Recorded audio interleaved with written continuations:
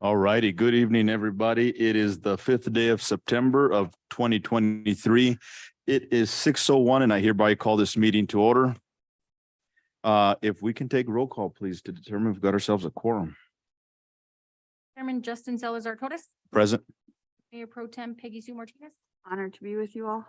Councilor Emmanuel Martinez, Here. Councilor Aaron Salazar. Present. Looks like we've got ourselves a quorum. Next item on our agenda, and councilors, before I take a motion, I'd like to indulge me just a little bit. We have the approval of the agenda. However, under discussion recommendation items to full council, right now our budget is still in limbo. So I do not feel comfortable in any requests for purchases and so forth until we get all that finalized. So I would ask that we at least table item B, E, and F. C and D are just discussion items. So I'm okay with that, but B, E, and F, if we can table those to our next Public Works meeting. And I will yield the floor to you all. I'll make your motion based on your recommendations for now, but under discussion, I have some comments. A second. Already looks like we got a motion from Mayor Pro Tem Peggy Sue Martinez and a second from Manny Martinez. Mayor Pro Tem. I'd just like to hear from Mr. John Francisco and Mr. Rodney Talcott concerning their requests and what kind of money we're talking about and if these are already in the budget. Okay, sounds good. And they're more than welcome. And I think they can present these during their department reports, if that's all right. The questions that she may have regarding these items. I know that we say if they were budgeted, however, our budget is still in limbo. So we technically really don't know exactly where we're at just yet. But you're more than welcome to answer these questions during your department reports. Okay. Under approval of the agenda, how do we know if we approve with these items on or off if I don't have answers? Okay, that's fine. I mean, I guess we can yield the floor to y'all to go ahead and give your spill on it. I believe we've already spoken about item B. But I mean, These are, you know, I mean, I guess we're still gonna hear them, I guess.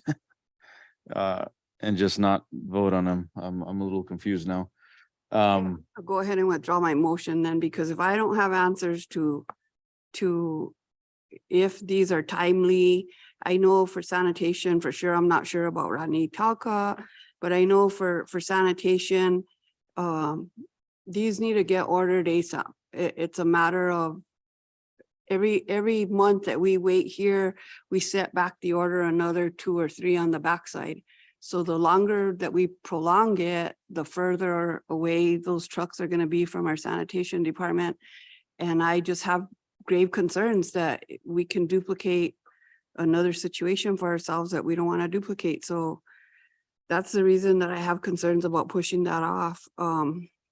If you just indulge me for under discussion, just to find out from John what the timeline looks like, what the costs are for right now, because I know the costs come in the backside, but for right now, I'm sure there's a down payment. If we could just hear the basic small things. And then also from Mr. Talcott as to as to whether or not this sludge pump and the Spencer blower are parts that are required at this time.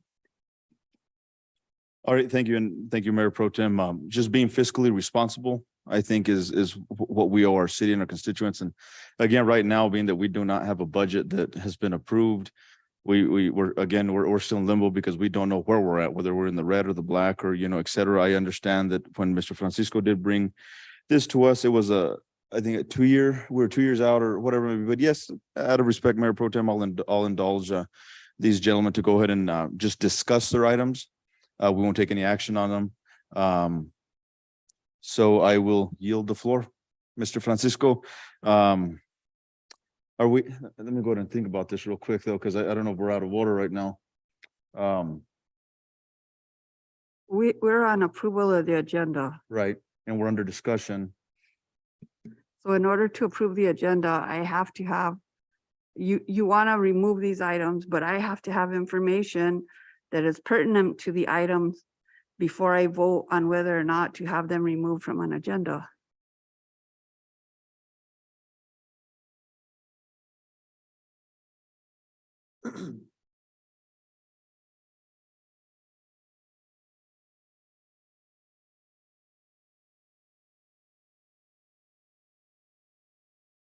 I'm sorry. Sorry, I'm very, very sorry. One of those days. I'm going to yield to my fellow counselors, and get your all's opinions. I know that we are in limbo when it comes to the budget right now until we know that where we're at. But I think what we can do here is we can look at what is present, what's presented to us and see, well, of course, the need and the cost. And then from there, we can push it to full council. And if the budget is not there by the time it gets to full council, then it'll be up to the full council to decide whether it's in the budget or not. Or if we even have a budget at that time. But at least we run it through this council so that it doesn't hold up in this meeting. Counselor Salazar. I agree, because especially on sanitation vehicles, I mean, let's take it to council, let's listen to their comments. They did have a lot of work. There's a lot of work that was put into this. At least we need to hear them and take it to the council. And I understand your concern, Chairman. Yeah. When it comes to the budget, to making sure that we're not overstepping ourselves, especially since we don't really know where we're at right now. But this way it doesn't get held up in the process, just in case, because we still don't have another meeting for 2 more, not this week, but next week, right? Sure. No, understood. Yeah. Understood. I don't want to, and just so you guys know where I'm coming from, I don't want to pawn this off on full council, because it is our responsibility as a committee right now to be responsible, and this is why they come to us. But you know what? I'm okay with that. If y'all want to keep these items on the agenda as is. So I'll Um, change my motion to go ahead and keep items B, E, and F on the agenda. We'll go ahead and do you guys want to hear the discussion on the other 2 items tonight, or?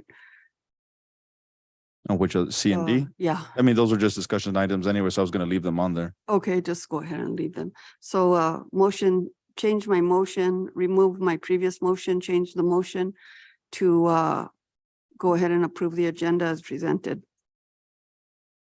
Already, we got a motion from Mayor Pro Tem Peggy Sue Martinez, Second. second from Councilor Manny Martinez. All those in favor signify by saying aye. Aye. Opposed, same sign. Looks like the ayes got it. All righty. We've got ourselves an agenda. Next up on our agenda is public comments. Do we have anybody signed up for public comment? All righty.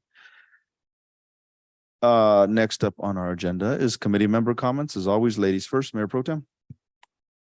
I admire your diligence to remain fiscally responsible. I agree with that at all levels, so I appreciate where you're coming from, for sure. Concerning committee members' comments and what's going on with streets and sewer and trash. As always, everybody has positive remarks about the trash. You guys never fail. You guys are out on the holiday and you guys are just ridiculous. I appreciate you. Elijah, your guys too, the parks are looking better and better. I'm curious about the sprinklers up here. Some of them rotate and some of them are just hitting one spot. I'm sure you're on top of that. The grass looks really nice cut and the sidewalks and the speed humps and the crosswalks up here on the west side look amazing. The girl that was out there was very patient and very meticulous in what she does and really safe about herself also. So I want to compliment you on her behalf too. Water and wastewater, they're just amazing. I mean, you guys are doing an amazing job. I did have some concerns with Mr. Talcott about the stench that recently has been coming from there, and he's assured me that he understands what's going on and they're going to try and rectify that. I'm going to try and get over to the SERB plant sometime. I want to see what's going on with all the things that he's presenting. I'm fearful there too that we're going to have some major costs that we're ill-equipped to deal with on a major time or an emergency basis. So definitely I want to go by and see what's going on with you guys at the plant.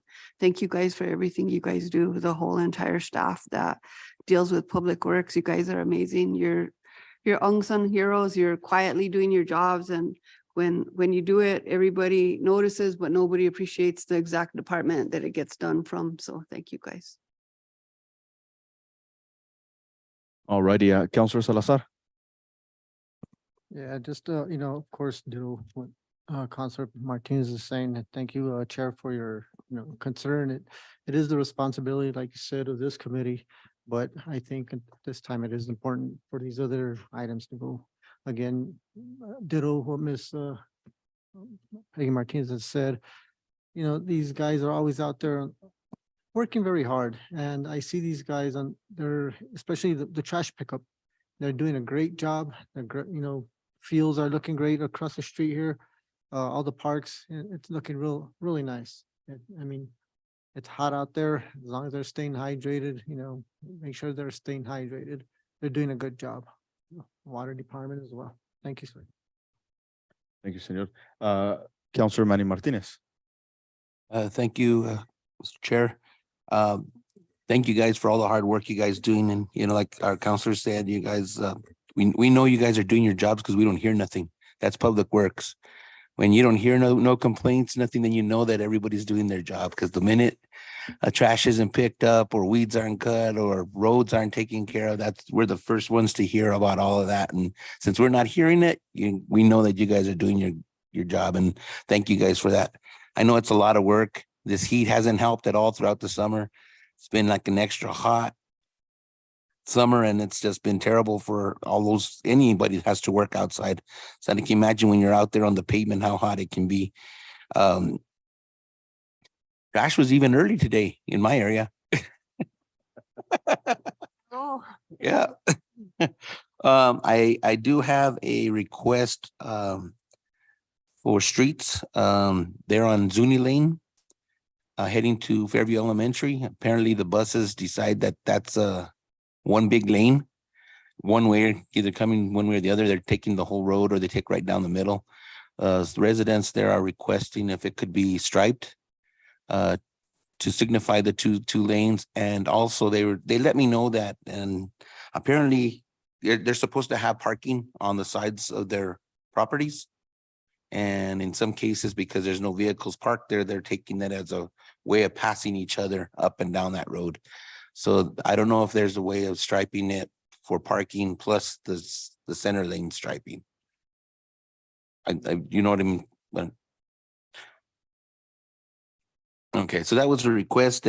I did have some requests to go as far as wanting speed bumps. I don't know if that's something that would want to be placed in that areas or not.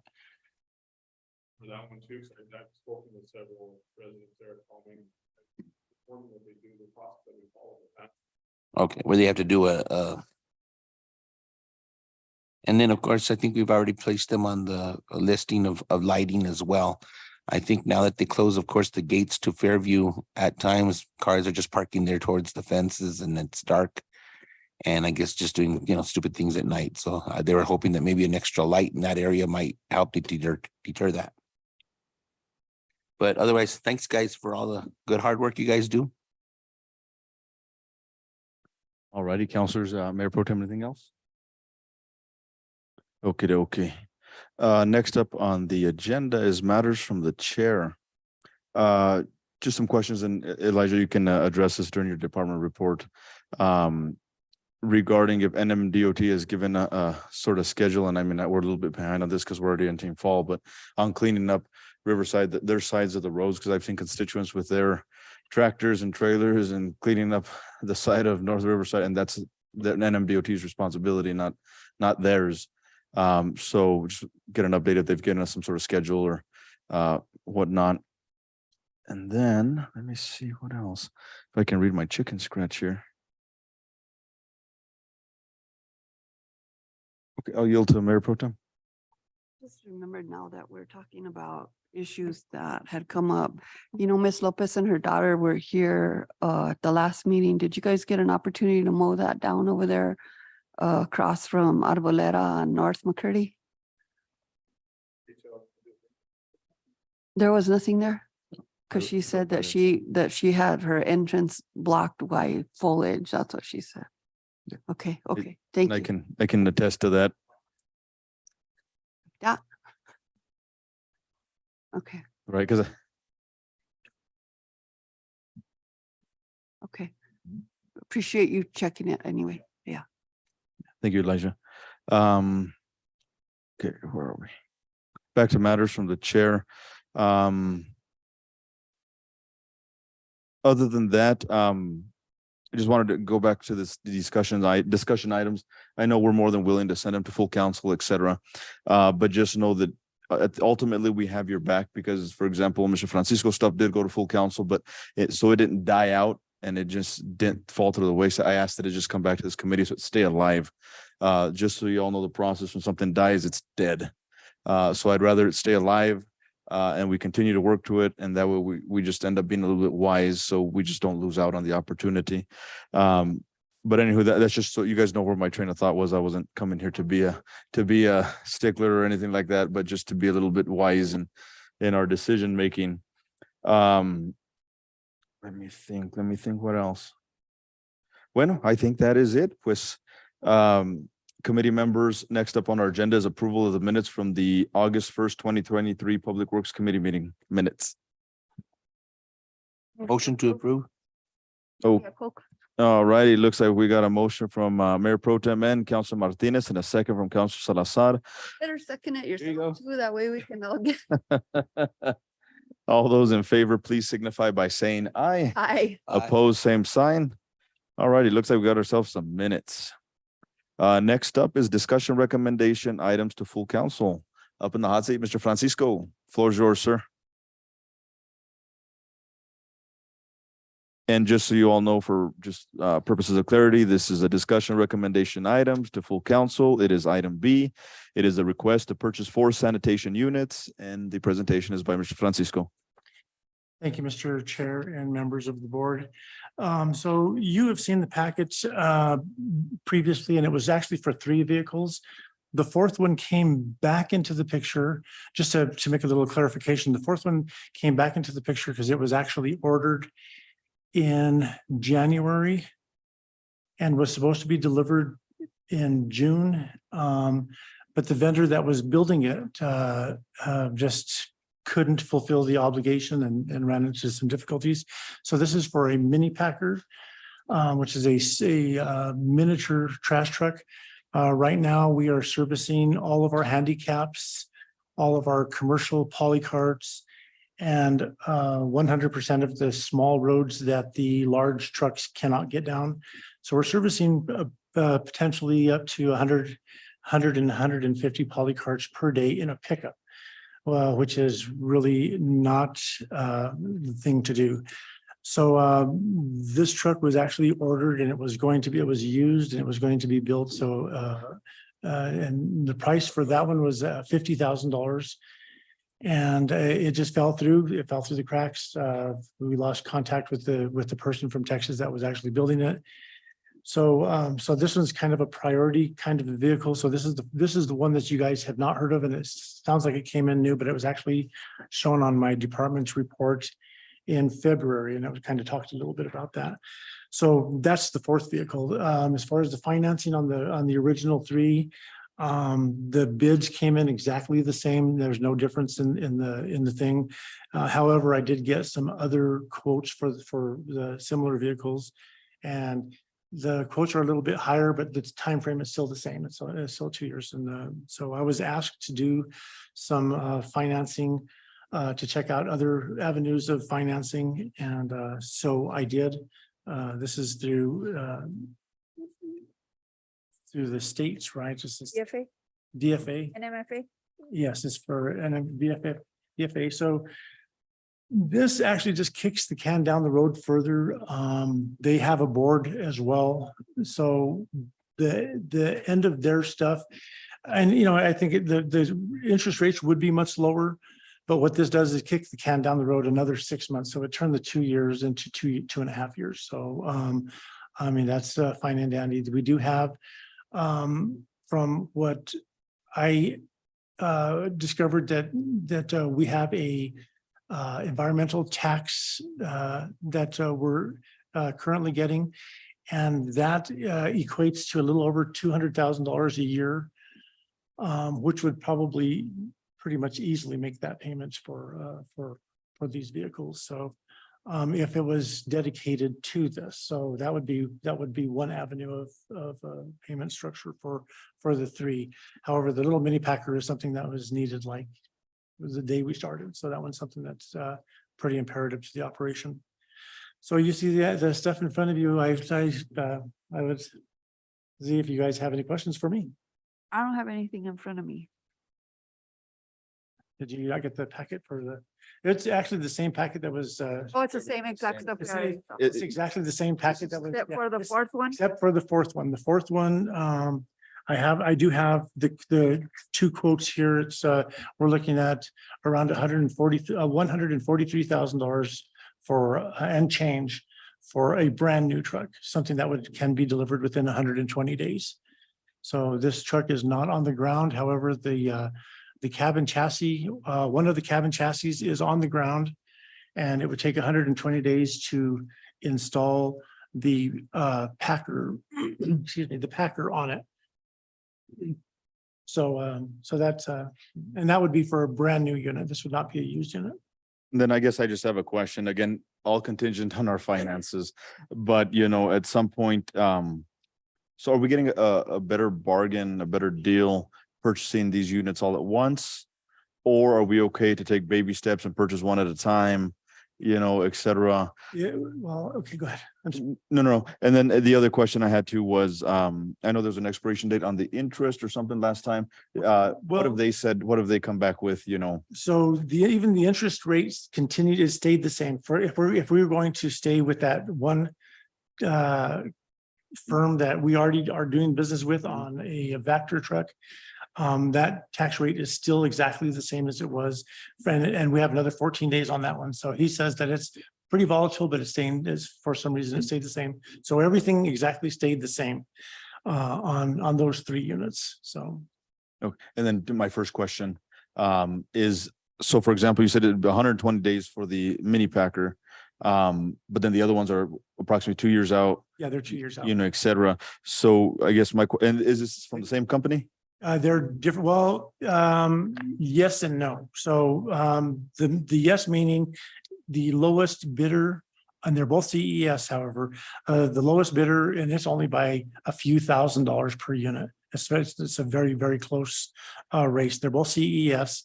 The lowest bidder would be that first original one that we're looking at. So it's through Pete's Equipment Repair Incorporated. So that's an Albuquerque firm. So. And then my the other question was, is that, are we getting some sort of discount if we purchase all at once, or, where do we stand if we at least take baby steps towards this, again? No, there's no special deal on nothing. one or Overall. 50 of them. Yeah, so it's going to be, it's pretty much the same. And it really would be to the city's benefit to order them all right now. And then that is the baby step. And then baby step is something that the longer term thing, to be honest with you, the full thing is 6 new trucks. But to buy them over certain years, the first 3 now, and these ones are going to all age out at the same exact time.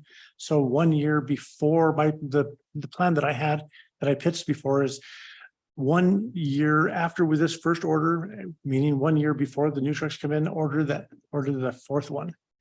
And so we're not going to receive anything, and we're already going to be ordering the 4th truck.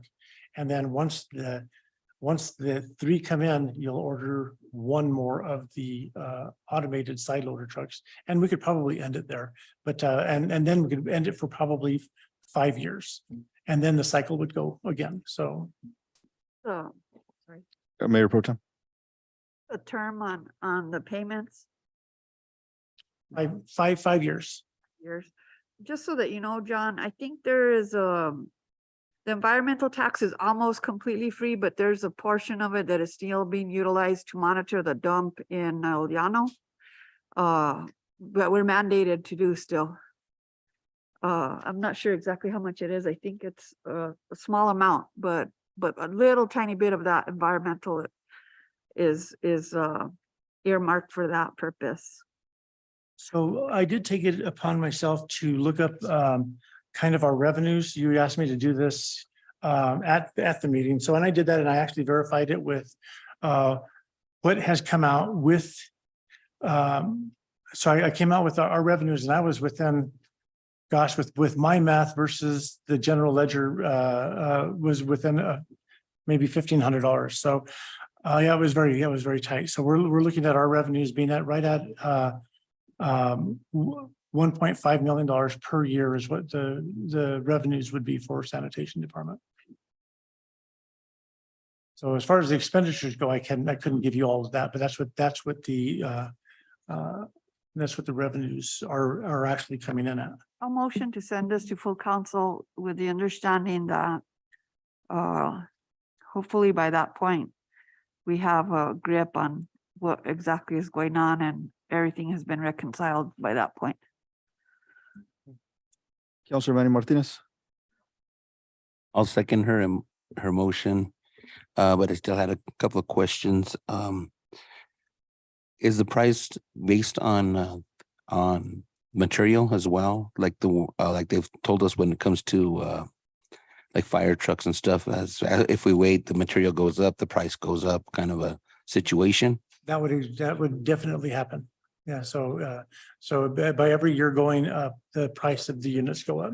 Now, on the vehicles that are 2 years out, when is the first payment due once they're ordered? Depending on how we'd have it financed, which my preference would be every 6 months, we would probably be making approximately 3 payments before they arrive. 3 payments to the tune of, and of course, this is going through the finance company that we initially looked at, which is Tax Exempt Leasing Corp, which is real finance. We would be making every 6 months, our payment would be $142,000, 350. So it'd be a little less than $143,000 per 6 months versus an annual year, which would be $288,000. If we did just the 5 payments, we'd be looking at $288,000 per year. But it'd be a little bit easier for us to make the 6-month payments. Because I just wanted to see that it would be easier. So. This is Mayor Pro Tem, Madam, Councilor Manny Martinez still has the floor. Yeah. Sorry. That's okay. And Chair, I understand you're wanting to lean towards cautious when it comes to spending, especially right now. And I understand that, but I know that we also need to get these things ordered as well, but hopefully everything falls into play in this, because this was already in your budget as far as what you presented to us, correct? Correct. This is So exactly the same. hopefully that doesn't change and we can still move forward with this. If by some chance it changes, maybe what we can do is look at purchasing maybe 2 trucks. If that's the way the budget. And just to give you an False. idea as Yeah. well, I have more information. It might not be good news, but it is news. So So far this year, my department has spent over right around $140,000 in repairs of the units that we currently have. And that will not go away for the next 2 years, and it's probably going to increase after 2.5 years. And It'll just keep getting them. so, yeah, so these are old trucks and they're expensive to keep going. So I mean, this is something to also look at, that this is something that's In the long run, it'll it's a save us. significant number that's not going to go away. Sure, and just a question for you, Mr. Francisco. Is there any entities out there that could, I know you spent obviously a significant amount of money on repairs, that we could lease another vehicle for the meantime, another truck? If we're paying that much already in repairs, I might as well, I think we'd want to lease a different vehicle. Exactly. I was, the funny thing is that they're not leasing this kind of a vehicle. So this is something that's similar to, I mean, these are like a police car. These are really rode hard and put up Yeah. wet, so this is a highly used vehicle, and it's not something easy to lease. Since the life of these vehicles is, 8 years, 10 tops. It's it's not a good leasing idea. Estamos entendidos. I get it. I understand. Council Salazar, do you have anything to add? Just had a question. You mentioned on the 4 vehicles, was one of those vehicles that small one, the smaller, Yeah, the one that fell through the cracks? Is that one of the 4? that is the fourth one. That one is the most imperative one today. So that one is like emergency. So this is something that we were expecting in June, and it fell through, and we're doing this in pickups, guys, and it's a pretty dangerous gig. And that is one that you've already looked into and with the company. It was, yeah, it was, to yeah, get when I called and I was, it was, we lost contact with him. And when I finally got a hold of him, he just couldn't do it. So it was something that, I don't know if it was something too small for him, because this company does this. But, he had the truck, he had the body, and it just had to be married. And it was, this is just, it fell through cracks. It was very disappointing, because it's something that we really need. And I have a question following up then. So with this compactor truck, is it included in this financing, or how would we do this? And the only reason why I ask is, then maybe is it wise to do 2 separate items, to do different line items? That way, obviously this is emergency, it's urgent, we need it. So obviously we can, Yeah, obviously. I was hoping that we could buy this one in cash, and Buy that cash, yeah. yeah, I was kind Right. of hoping to buy this one in cash and outright, because it's something that, I mean, this truck is on the ground, and I think that, to find exactly what you want literally on the ground, it's just pretty difficult to find. So it made me very pleased to see that we can have something within 120 days. So my question then to the Mayor Pro Tem and Councilor Manny Martinez is, obviously, we need approval, right, for this truck, so we can just have 2 separate items. One for this vehicle just itself going to full council, and then have the other 3 units on here as for full council as well, just 2 separate things. That way one doesn't die with the other, or, we don't table anything, that we just know that it's urgent and it's an emergency. It'd be, I mean, I can tell you, all my people would be so happy with that. Mayor Pro Tem? I'm curious if the city put a down payment on the initial order of that $50,000 truck. Did we? No, we did not. No, it was going to be on delivery. Okay, and then the other thing I'm curious about is, I'm sure the EGRTs are posted monthly, correct? Yes. Okay, so I feel like the way that the money is coming in, the faster we can get that cut and dry and paid, I think that's the best way to go. And then concerning this other purchase of the 143-50120, I think there's probably enough saved up from the EGRT from us stashing it for the last year From what I saw, to yes. cover that. Yeah. So I think that would be the earmarked money for that. Make sure that when it comes to full council, that you have all those answers, and we'll go from there. Thank you. Yeah, we're averaging about between $12,000 and $18,000 per month on that GRT. The 143-501 truck, where's that located at? The truck itself is in, I want to say it was in Indiana. But they can have it over within 2 days. And then the body will be custom made, and it'll only take 120 days to have it fully installed and ready to rock. Awesome. Okay, we're excited about that. We definitely need it. I've seen the truck you're talking about. And I do have concerns about that, so I appreciate you bringing this. So Mayor Pro Tem, Councilor Martinez, if you guys are okay with that, if we can just do two separate line items so that we can get this truck done with, get it with, and get you guys satisfied, and then the other 3 units, I'm fine with that. alrighty. So just as long as Ms. BJ, thank you, Ms. BJ, appreciate you. Already looks like we've got a motion from Mayor Pro Tem Martinez and a second from Councilor Manny Martinez. All those in favor signify by saying aye. Aye. Opposed, same sign. Looks like we're going to full council. Alrighty, next up is item C. It is a discussion item for the cost for annual PM on centrifuges presented by Superintendent Rodney Talcott.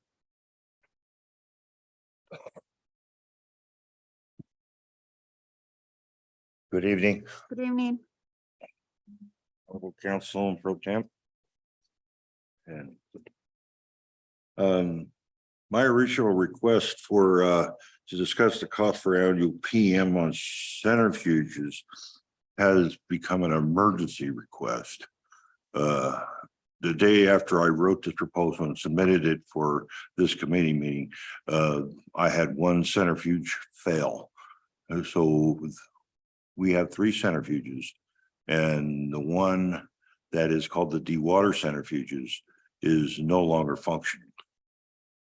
So at this point, we can no longer remove the sludge particles that is produced by the process out of the water. Okay. So the original proposal was for the annual maintenance, which still needs to be done. But at this point, without the centrifuge, without the dewater centrifuge running, we're in a critical stage. So if you have any other questions than that, I'm just stressing the urgent need to have this machine repaired. Alrighty, to have this repaired, the cost, total cost, So the cost is about $214,000. 414, 214, 214? I like it when right, Major. 214? You said 214,000 For the repairs. you'll say service and repairs. So annual service and repairs, what would be, since it's down right now, what would be the cost for the repairs itself just to get it back and going, get it up and going? Well, I have the cost for both machines right now. I did not supplement divide the two because if GEA, the way they service the machines is it will cost us $20,000 just for us to come one time. So if we have them come back later to do the second machine, it's going to cost us about 20 or 30% more. I guess I'm understanding that, but you said that it's down right now and we're in a critical state. Yes. But then you're saying to repair the 2 of them. So I guess we need to get back up and running. So I'm just curious on how much it'd be just to fix that one, because I get, trying to save to maintenance everything and do everything else. But if we're in an urgent state, my concern is just get this one fixed for now. And not have spend excess money. I get the concern. I get where you're coming from, but to fix the one that's down now, I'd like to know that dollar amount. Okay, I do not have that information separate from the information I've already given you. It's the proposal for preventive maintenance. The main problem on the dewatering is the gearbox, and the gearbox itself is $35,000. Plus a $10,000 return for core. So overall price would be just $25,000 for that. The installation itself is another $20,000. And then the routine maintenance parts that are in need place can be up to another $90,000. Okay, so and again, just sorry, committee members, indulge me just a little bit. So for one, this is just a discussion item, but I get the urgency. So my advice and I hope this committee agrees with me, is to get with our acting city manager. Because if it's this urgent, we need to move on it. And then therefore she can bring it to full council or next full council meeting. But other than that, I mean, we can hear it tonight and just discuss it, but there's no action we can take. I know this wasn't my original plan. Right. No, understood.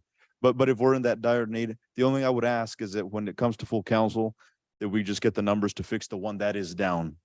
Ultimately so that's just my only request.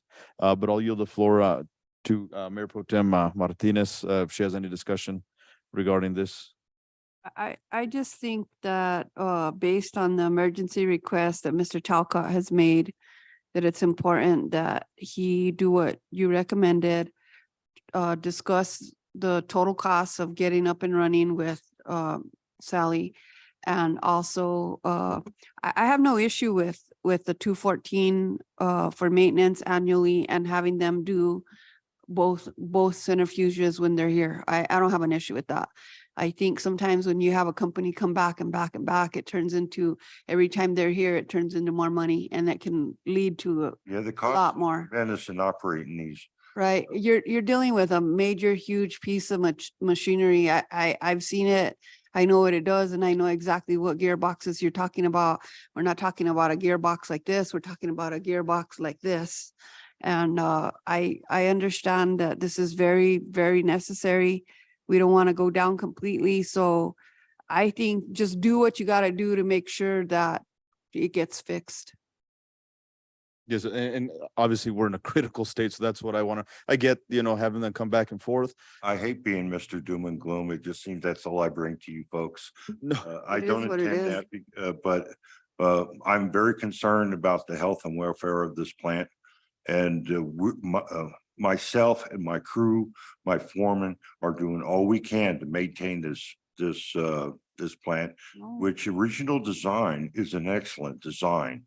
But we just need to make sure that is maintained and presented in a way where we continue to make our permit. right. No, understood. And we're busting at the seams with urgencies, right? I mean, all the way around from Mr. Francisco's down to you all, down to everybody else. So, I just have one more thought. go ahead, Mayor Pro Tem. Thank you. I'm curious if the state has any funding or emergency funding for this type of a situation. Because if something happened to that second centrifuge and we went down completely, we would be in a world of SHIT in a literal way. And I am really concerned about this. I'm wondering if NM Environmental has any kind of special funding, or if the governor has any kind of special funding that we need to look at. So I think we should do as much research as we can on that from the environmental side. Well, my next item was to address that. Okay. Let's do that. Counselor Salazar. Thank you, Mr. Talcott. I know you've mentioned for us to get down there, and I have not made my way out there. And I do need to get out there to get more familiar with everything that you're talking about. Let's go for a ride, Aaron. We need to tomorrow morning. And I will make it down there to get more familiar with all the working, all the gears, everything that you're talking about. And if, as you mentioned, this is an emergency, I think, let's see what we could do to get that done, and we'll listen to your next item. Let's see, on funding. Counselor Martinez. I just agree with my colleagues here. I think we just need to make sure that you get what you need and we get it done fast, not waiting on this not an item like this. We can't wait on it. And I'd say I agree with you, Chair, to get with the mayor, with the acting city manager and make sure and get what you need done so we can get the equipment going and get them done right. Get what you need, sir. I Thank you. guess my question as well, then, as we stand right now as a municipality, what has it crippled right now that, okay, as a municipality right now, what has this issue crippled right now for us? And what are we looking forward to that? A worst case scenario? No, right now, not worst case scenario. I mean, I get that we have a backup right now and it's Well, the functioning. earlier we get it fixed, the better we'll be off. This part of the process, if I understand you, excuse my hearing. If I understand what you're asking me is The condition of the plant is on standby right now. The longer we wait, the longer, the harder it's gonna be for us to bring the plant back into balance. Did I? Okay.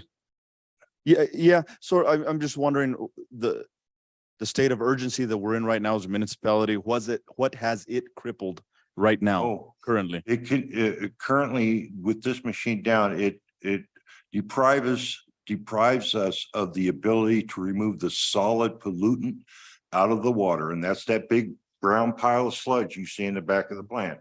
That is what we take out of the water. Okay, we cannot take that out of the water at this time. At this point, it's just recycling and consuming. Okay. And as it builds up, it's going to cause other issues to the point where we may violate Okay, the permit. perfect. I just wanted to know what it has crippled so far and what it's gonna doom us Yeah, to our be right. ability to remove the So- solid content out of the water. Okay, sounds good. That whole delegation. They just told me something promising, so we'll just get on our federal delegation. But again, please get with our acting city manager and let's get this rolling. I've been, And again, baby steps, if we can't spend 214,000 right now because our budget doesn't permit, understand baby what's going steps to on. get it, get us at least up to par. All righty. Counselors, anything on this discussion item, Mayor Pro Tem? I just think we need to spend whatever we need to spend to make sure that we're running an efficient solid waste. Right. Sewer plant. Right. We don't want to Good waste. wind up in a whirl of stuff. HIT, can't have, So, como? I ain't gonna let that happen. good. Good, thank you. Appreciate you, Mr. Talcott. Next item is yours. It is item D. It is to discuss contract for engineering fan press. Mr. Talcott. Again, I proposed all this before the emergency of the centrifuge. And I've been foreseeing issues with these machines. We have 3 of them. They're made by GEA Westphalia out of Germany. These are basically the Rolls Royces of the industry. So if you have a Rolls Royce, you got to maintain it with Rolls Royce money. We only can afford Chevy money. Okay. To be honest, because proposed servicing for all 3 machines is 80 to 100 grand a year. We cannot afford that. Okay, now these are excellent machines.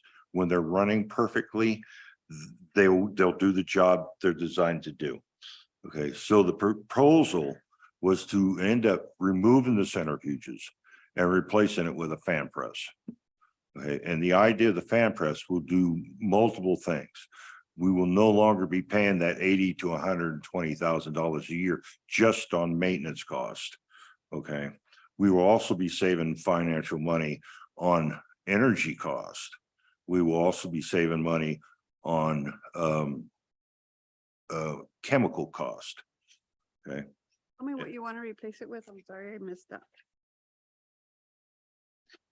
that. Mayor Pro Tem, Tell me what you want to replace that centrifuge with, fan press. fan press. We answered her question. She was asking what you wanted to replace the centrifuges with, and it's the fan press, right? Oh, So, okay. Yeah. I'm sorry. No, you're fine. My doctor's now telling me that my hearing can be fixed, but I can't afford it yet. I like the city. But in any case, the next part is the actual proposal, and this is just the engineering of removing and redesigning the dewatering building. Oh, and one other benefit to removing the centrifuges, the proposal is also to remove the digester, which was built in 1968, and the blower units controlling that, which is also a critical point in my next presentation, is to be discontinued and removed. And we will no longer use this piece of equipment, and we can eventually dispose of the old plant altogether because we can decommission it and remove it from city premises at your convenience. Okay. But that will also save us energy costs from, and repair costs from running these three other centrifuges that are needed to aerate that digester. So the plan is to remove the centrifuges, replace it with a fan press, re-engineer the draining, the electrical and safety features for this, remove the digester and completely dewater the same issue we're having with the centrifuge using the fan press. And at the same time, we'll use that for wasting. So we'll be tackling two problems at the same time with the energy savings. And I believe in 10 years, it'll pay for itself. And total cost, Maintenance cost? total cost for, Oh, the total cost for this engineering package, 100 and I believe, let me double check, make sure I get my figures right. 100 and, where is it?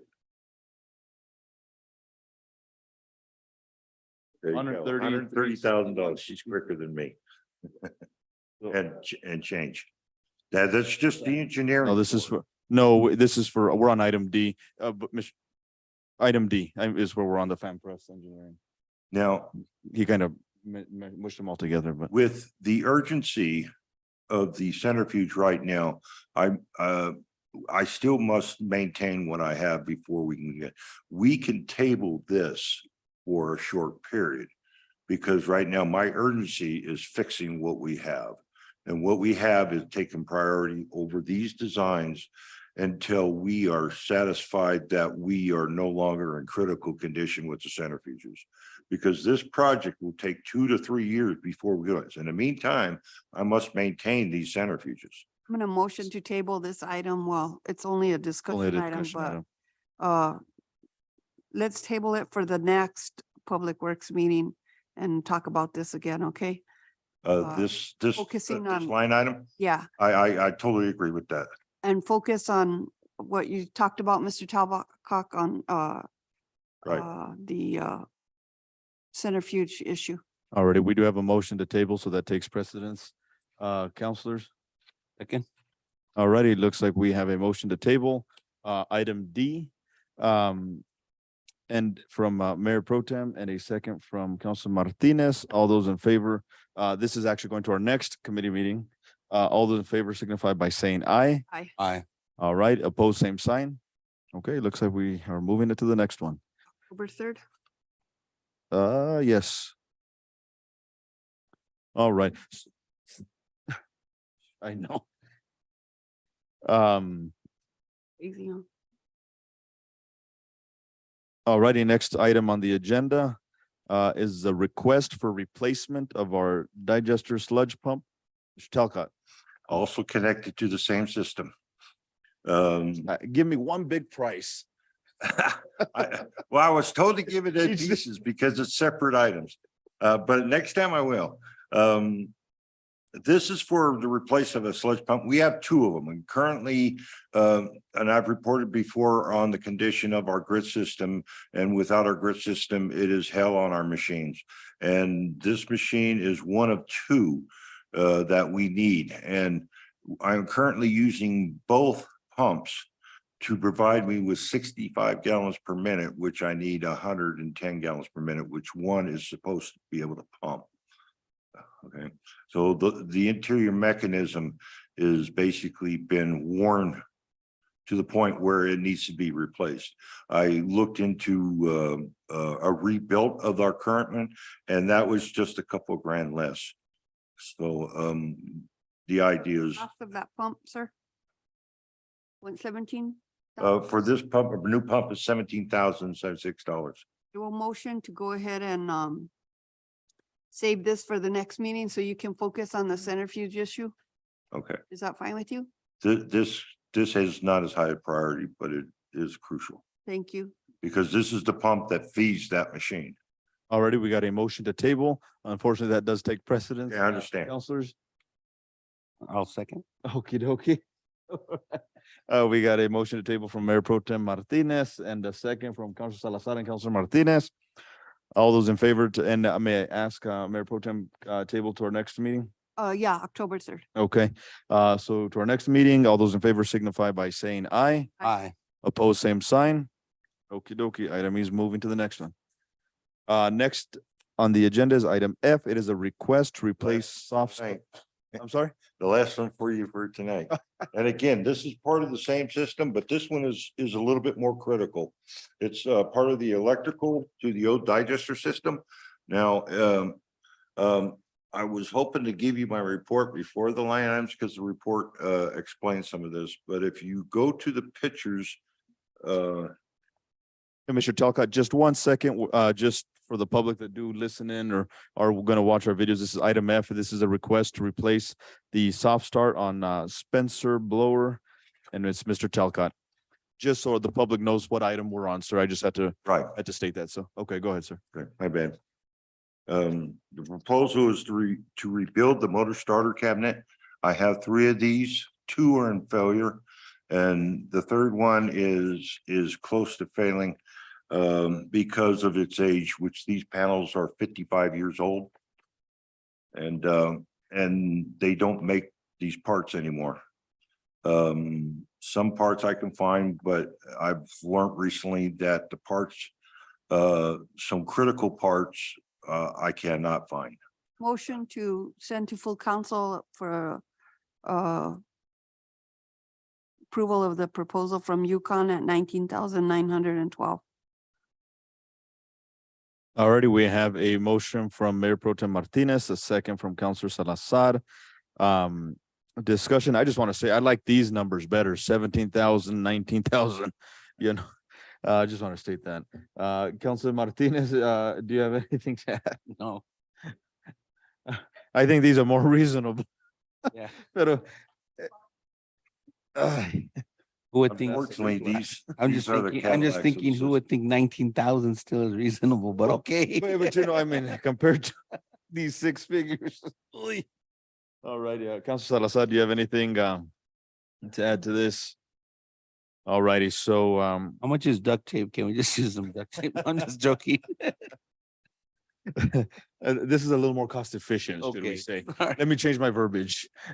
But I like this better than. Alrighty, we have a motion on the floor, and I think I'm repeating myself, but for item F to go to full council from Mayor Pro Tem Martinez, a second from Councilor Salazar. All those in favor signify by saying aye. Aye. Opposed, same sign. Alrighty, item F is going to full council. Thank you, Mr. Talcott. Appreciate you. You were in the hot seat there for a little bit. Comes with the job. Well, you know, Mr. Talcott, if Mr. Francisco doesn't mind, since you're second on department reports, do you want to just do yours right away since you're right there? We'll just get you taken care of right away. I'm Okay, then I could, basically, I better let you do your thing first. But real quick, counselors, committee members, y'all have had the chance to review the department reports. Do you have any looming questions for wastewater that we haven't already discussed or anything like that, or anything regarding the stats and what was presented in your reports? Alrighty, looks like we've got nothing, but if there's anything else you'd like to give us on your department, hit us. Okay, well, most of it's routine servicing, maintenance, daily stuff, which I gotta commend my crew. They're doing an excellent job. And they're learning quickly. So I gotta applaud them and give them a hands-on that because they're doing really good. I'm very proud of them. Now, the most important one at the end of this is, well, there's 2 things. We currently had an EPA inspection and they reviewed a lot of our record keeping and lab techniques. And we are in the process of making changes to what the EPA has required us to do for more proper testing, record keeping, and updating our process of record keeping. And then I do have a question for you, just an update, anything on Brown Street and the situation going on there? We have not moved forward on that because we are currently busy with other fires we were putting out with the critical nations of those motor starters I was telling you about. We had fuses blown. We thought we might have had a fire, but we didn't. It was just smoke because they were arcing. And I could show you that when it comes to one of these pictures when I give the next part of the report. Okay. Which I might as well just move on to the older section of the plant. Built in 1968. MCC room in need of upgrade, influent infrastructure corroding. So on my report on that, I got everything spread out now. Okay. You want me to read it to you or just give you the excerpt of it? Whatever you'd like. All right, the city of Espanola built the older plant in 1968. In 2008, they built the newer plant and added a new bar screen in 2008. When they built the newer section of the plant, they did not completely decommission or replace the old plant. They tied the electrical into the old motor control system. We call it the MCC room in 1968 in the administration building. This MCC room controls the equipment in the administrative building, including the lab, offices, bar screen, grit removal system, primary lift stations, switch gear. The switch gear, that is the emergency switch gear, was replaced in 1984.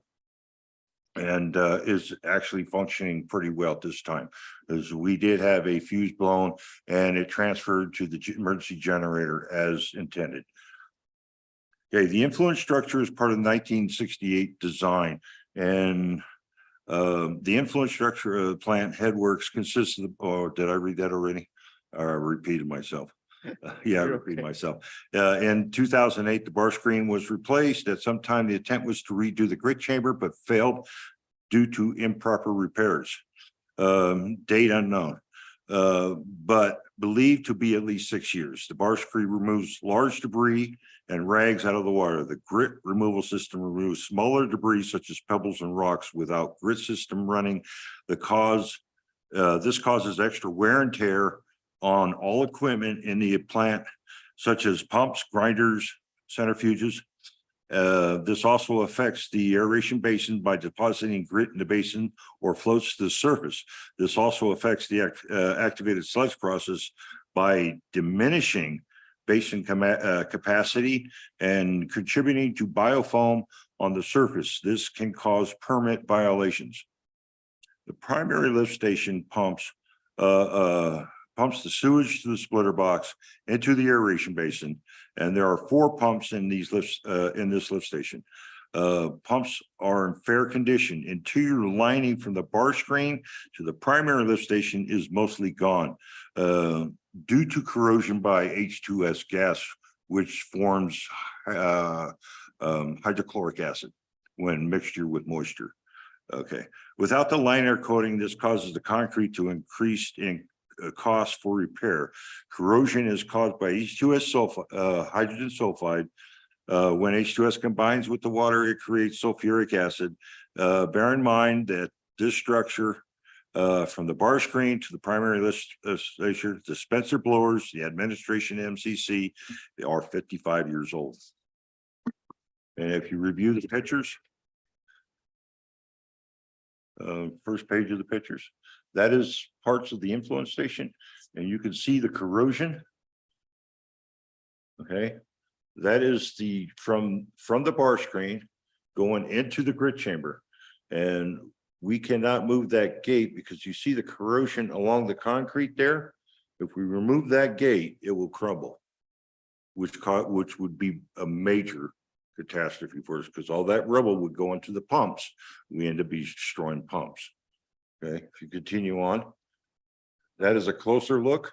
Mayor Pro Tem. Mr. Talcott, thank you, Chairman. Concerning what you're talking about at that gate where there's so much deterioration in the concrete, is there a possibility of sealing that surface with some kind of fiberglass or some kind of Coating that. Myself and my foreman have been talking about ways to repair it. But if you see the crack across the top, okay? And if you look across the bottom, go on to the next picture, please. Right there, you can see a close-up of it.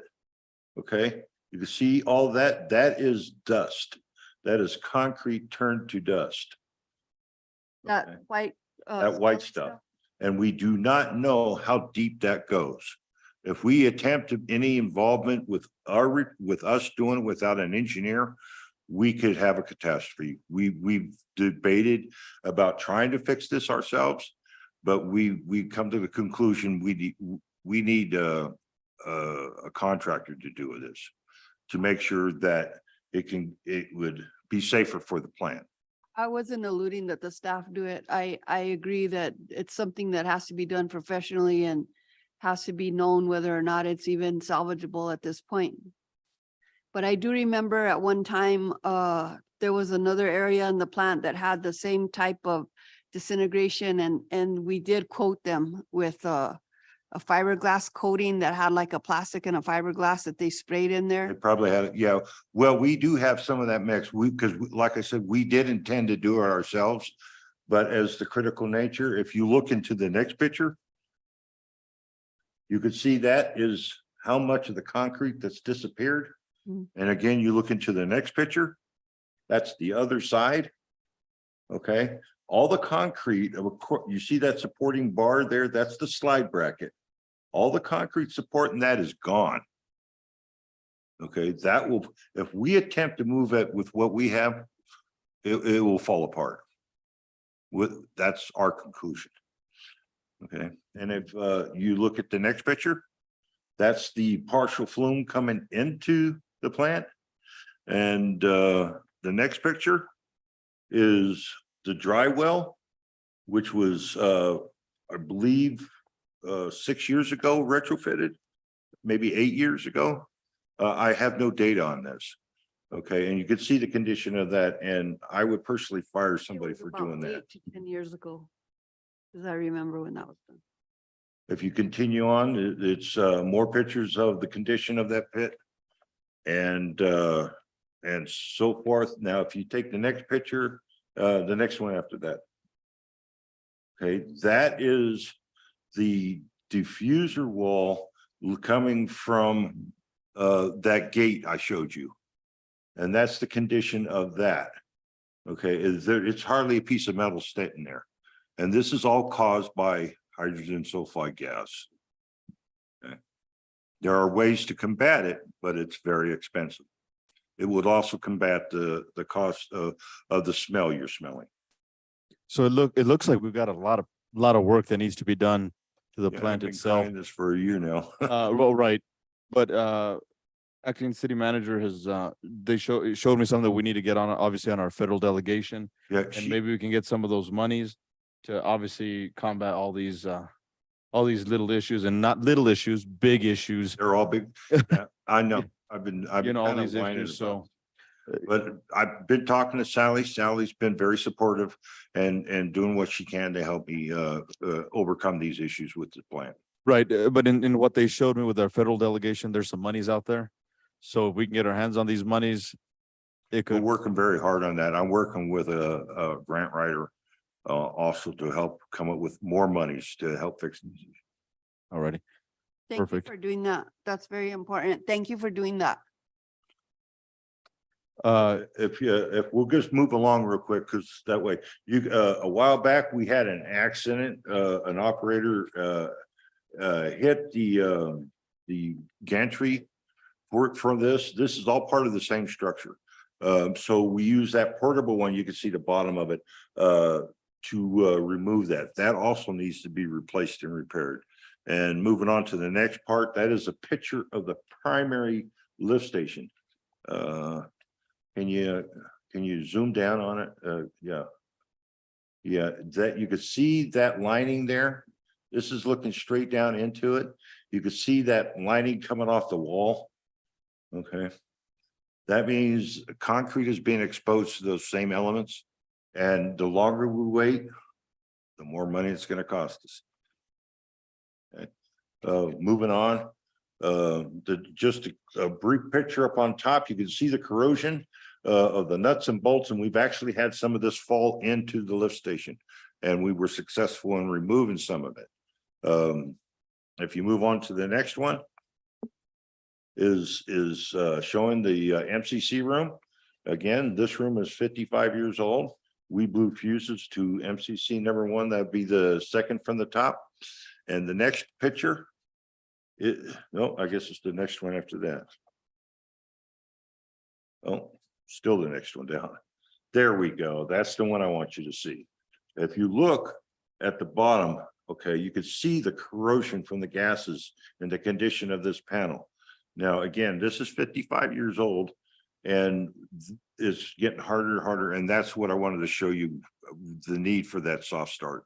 And the electricians tell me they can rip all that out and put a little box this big in there. And it will last 10 times longer and be more efficient on a costly startup, but not overall efficiency of the blowers.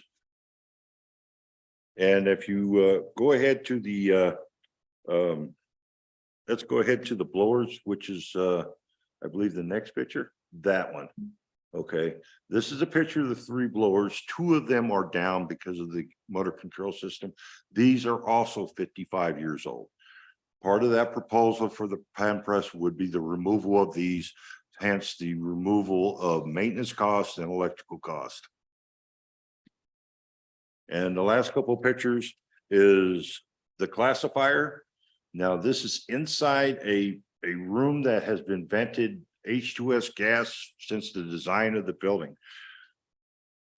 And that is a fairly new classifier, which was bought just before I came here, but we've never been able to implement it because of the condition of the grit system itself. And that's pretty much it. All righty. Counselors, any questions, comments, concerns regarding what we were just presented, other than we obviously need to go get monies from our federal delegation to tackle some of these projects? Counselor Martinez? Thank you. I would say if, we're going for our federal delegation, we need to go for broke and see as much as we can get to not just repair, but also to maintenance, anything that needs to be done, including what he was mentioning as far as to be able to prevent this from happening. You spoke about it, but he said it was expensive, but maybe if we can get the monies for that in the long term, it'll be worth it. Counselor Salazar? Thank you, Mr. Talcott. I know a lot of repairs are needed, required. The safety aspect of H2S, how do you monitor that H2S? H2S, we don't. We don't. It's just part of the process that exists. There is technology available to help us monitor this and to help alleviate this, but at this point, it's beyond our cost, our ability to deal with it right away. These are major concerns. There are ways to help reduce H2S, but it's a natural side effect.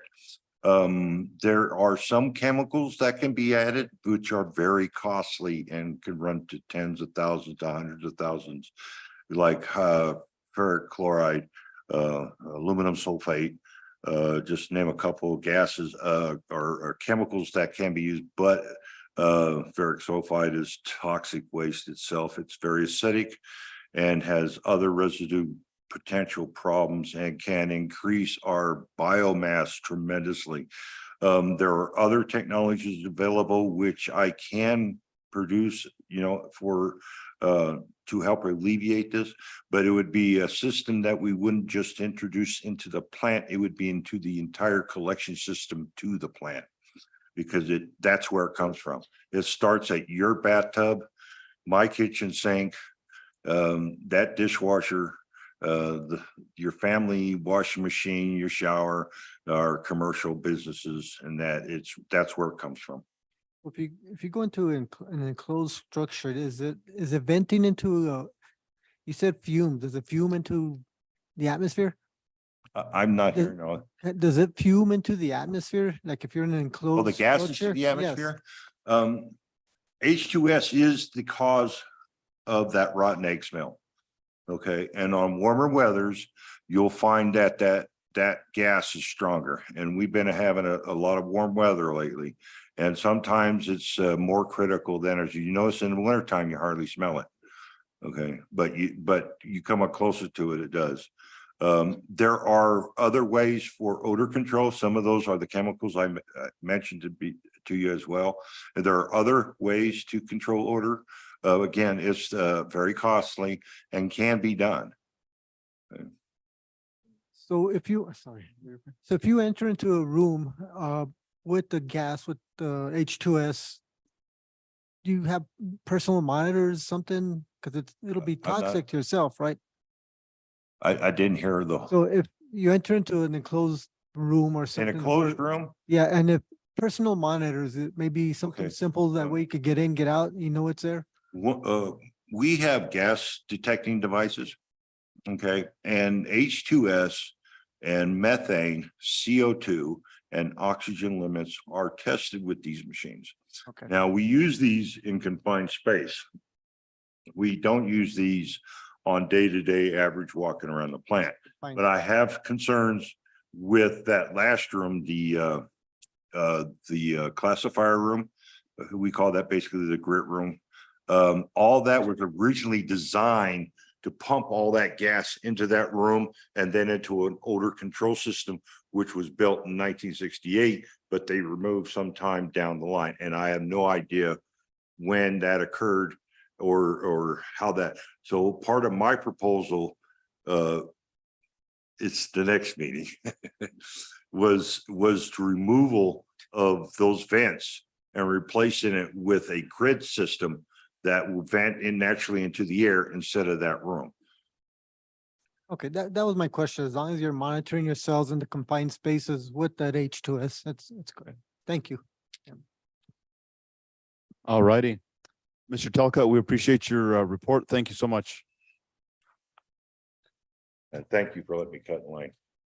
You all have a wonderful, and I hope you had a great holiday weekend. Thank you. You as well. All righty. Next up for department reports is Sanitation Department, Mr. Francisco.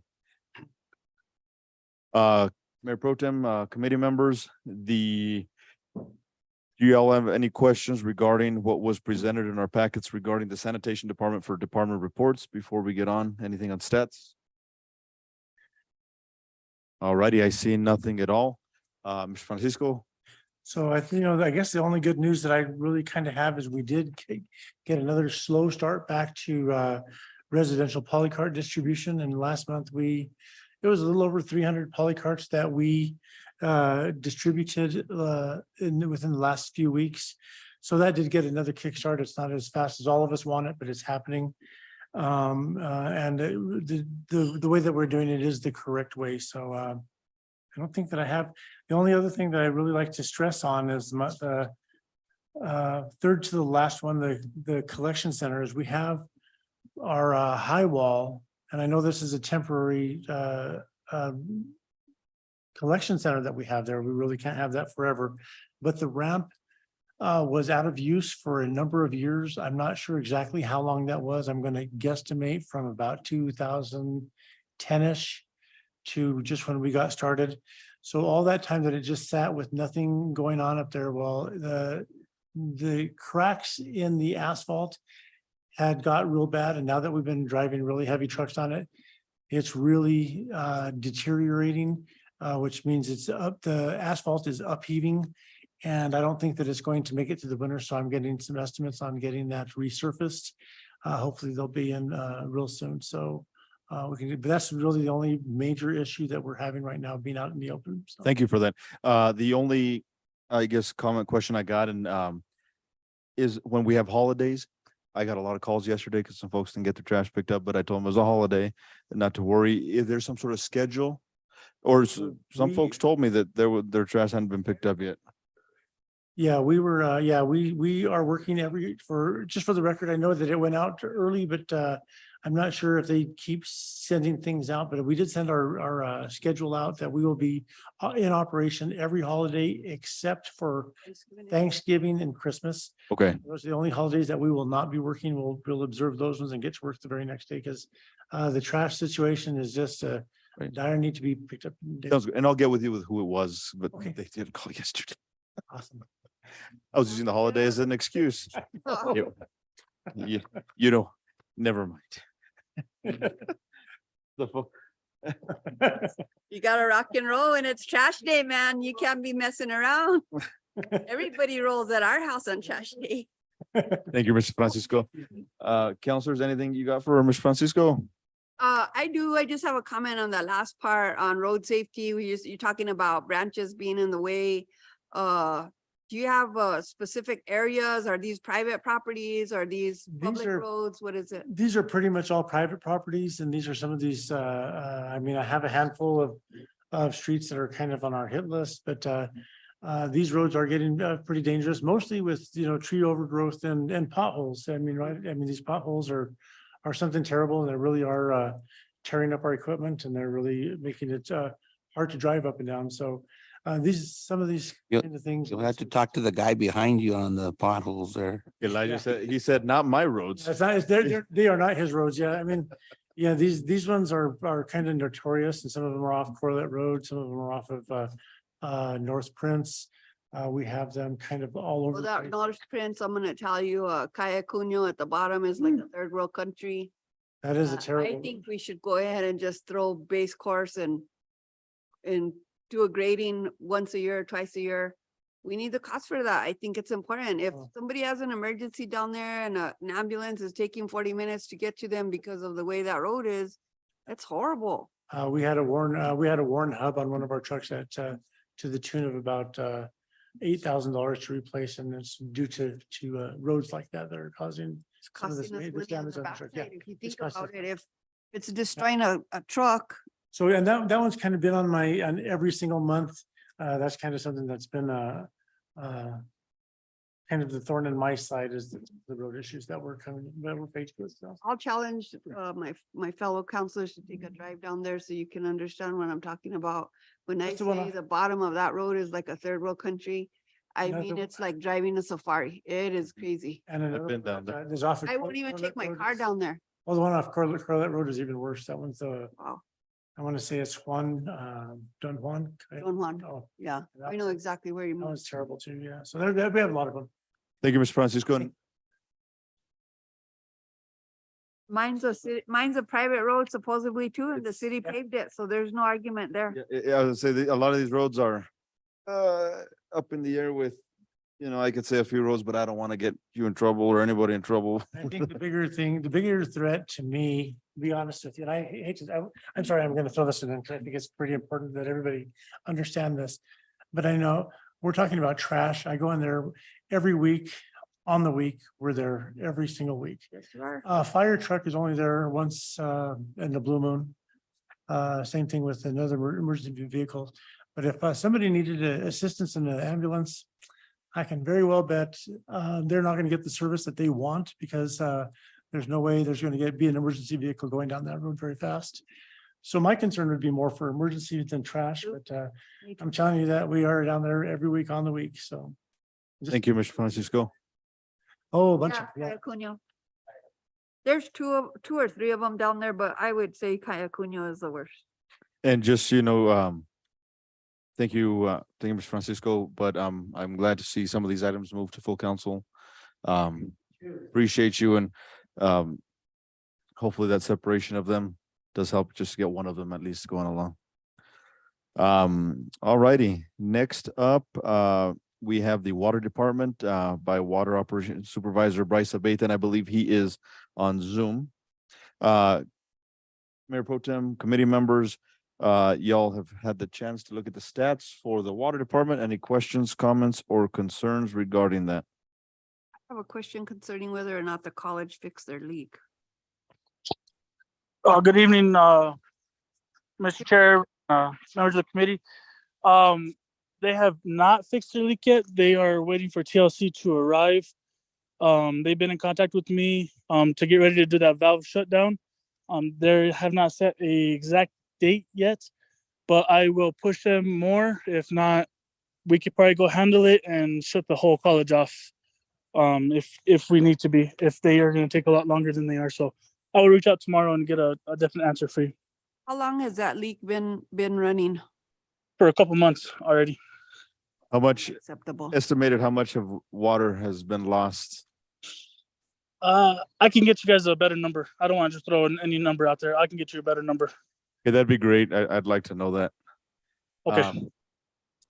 Counselors, any other comments, questions, Um, concerns? I'm assuming all the water leaks that are on the report are just due to old lines? Yes, they are. Except for the broken contractor that broke the line. Yes, so we've been actually averaging 3 to 4 water leaks per week with our staff that we have right now. We have a staff of 4. I have a staff of 4, 5 including myself. But yeah, we've been averaging 3 to 4 water leaks per week due to just old lines.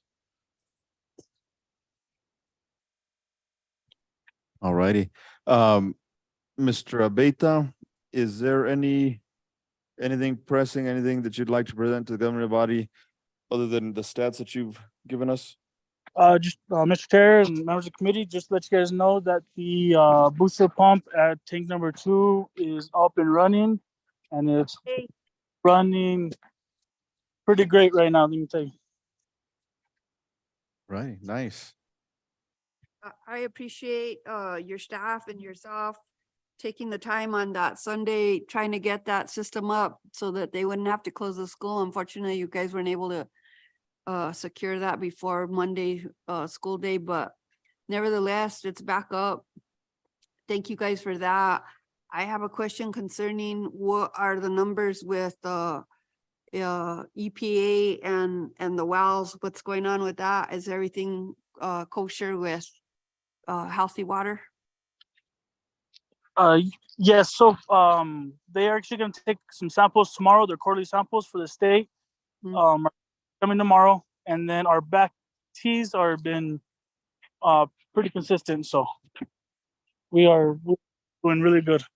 And then concerning that, the project for the new well on Prince, can you give me a timeline for the beginning of that project? So that one is still going to be in the works. We did apply for the Water Trust Board funding to help complete that project, but I think acting city manager Sally could probably give you a better time frame on that. We have an idea, Sally. Mr. Chairman, Mayor Pro Tem, members of the committee, we are working with Sauter Miller to get the technical information we need for the Water Trust Board. The application process is still about a year timeframe. We're working on the designs. Sauter Miller is going to send their latest cost estimate. I'll have that for you, I anticipate, by next month's meeting. And they've provided a technical memo to go with our application, a tech memo. Mhm. They're Okay. also looking for supplemental funding to round out that project. All right, thank you so much. All righty. Looks like there's nothing else. Bryce, is there anything else you'd like to, excuse me, Bryce, I didn't call you Bryce, Mr. Abeta. Anything else you'd like to make this committee aware of or present to us? No, that is it for now. You guys have a great evening. All righty, appreciate you, Mr. Abeta. Have a good evening. All righty, next up is, I think I saw her, but I'm not sure, is she on Zoom or is she on Zoom? Okay, we have Utility Department presented by Customer Service Manager, Ms. Bustos. Committee members, any questions regarding stats or the presentation or anything that was sent to us for department reports? Okie dokie, I see none. The floor is yours, Ms. Bustos.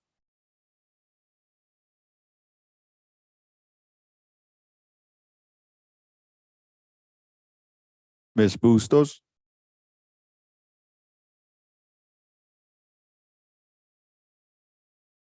All righty, we can just come back to her if anything. Give her one more.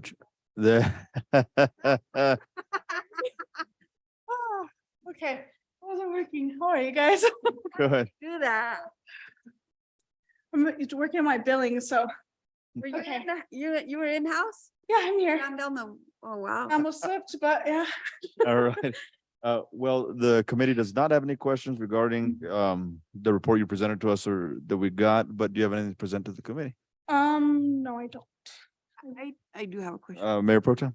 So on the billing stats, you have the total amounts of money collected, but we don't have the number of residential or commercial. Could you include that on the next report? So I was trying to work that in. Uh-huh. I did call Casell, but they can't give me an exact number. They're just giving me a bulk number. Oh, okay. All right. So So would you like that number or would you? if you can generate it, it's fine, Ms. Bustos. But if you already tried to get it and you couldn't get it, it's not that relevant. I was just curious I'm really curious what kind of commercial we have going on. Okay. Okay. All righty. Counselor Manny Martinez. Thank you. On collections, how's that going? Collections, we are actually kind of at a standstill. I'm short-staffed, so I'm kind of just trying to gather everything and make sure everything's still kind of going forward. Once Jackie gets back, I do plan on hitting that hard. We are working on doing our door notices. So hopefully with the door notices and getting that process going, that will actually help benefit our collection side to actually start filing liens and doing what we need to do to collect on all these unpaid bills. Paid properties, okay. Are we going by a 30-day or just a past due or 90 days, It's 60 day. 60-day? Yeah. Righty. I don't see any other hands or anything. Ms. Bustos, appreciate you. Thank you. Sorry to make you run so quick. Sorry. Who said you needed to go to the gym Just be today? careful. Don't run. Have a good night. All righty. Next up, we have General Services Department, General Services Director, Mr. Sargent. Is he on Zoom? All right, Mr. Sargent. Committee members, any questions, comments, concerns regarding the presentation that was given to us for department reports for General Services? Looks like we have no questions regarding the stats. Mr. Sargent, the floor is yours. Good evening, everybody. Evening committee chair, members of the Public Works Committee. Not sure if you got a chance to go through what we've got going on in the department, but the last item on the second page is regarding the Valdez Park improvements. As you all know, or should know, we have had money that State Representative Susan Herrera had given us for improvements at the park. We have had facility build, doing some schematic design, which they have completed here within the last week. So I have authorized payment for the work that they have completed. Good news, bad news. The projects that we want to do currently, we are only going to be able to do some, not all, but we are working on, we meaning Sally, city manager, interim city manager Sally Baxter, and Elijah, Daniel, myself, and Jeremy Smith have been working on a possibility of doing some internal work for the basketball courts using the existing concrete slabs and moving the skate park south to where it would still be on the slab, but further south. And our community development director, as well as interim city manager Baxter, are working on a grant for getting monies to pay for what's called a pump track or a BMX track that we could not afford with the money that we had been given by State Representative Herrera. But good news, because I want to end on good news. We have a line item within the money that she appropriated for us on a what do you call it? It's play structures, for lack of a better word. Play structures, and Jeremy, Elijah, myself, and interim city manager Baxter got together. I found something from a group called Game Time. They have up to 100% match on funds towards play structures, and we found one that we like that is considered all-inclusive, meaning that it has accessibility for everybody, including people with or kids with ADA needs. It would be a play structure for the 5 to 12-year-old group. And we're working on that. I'm trying to get final costs on the install of said structure and the infill and the landscape borders. So hoping to get that done this week so we can present to full council based on your direction. And I stand for any more questions. Question for you, Mr. Sergeant. The allocation from Representative Herrera, was that just for Valdez Park? Please refresh my memory. Committee Chair Salazar Torres, that is correct. It was specific to Valdez Park.